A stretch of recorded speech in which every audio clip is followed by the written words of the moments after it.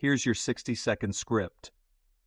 Struggling to simplify trigonometric expressions that involve products of sine and cosine? These conversions show up constantly in calculus, signal processing, and physics, and doing them by hand is slow and error-prone. That's where the product to sum formula calculator comes in. Just enter your coefficient, choose your two trig functions, input your angles, and hit calculate. The tool instantly converts products like sin times cos into clean sum or difference expressions, showing every step of the process. For example, plug in 2, select sine and cosine, enter 3x and x. You immediately get sin 4x plus sine 2x, fully simplified and explained.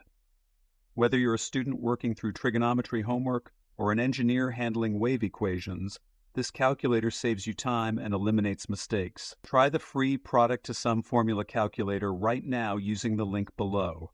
Your next problem is already waiting.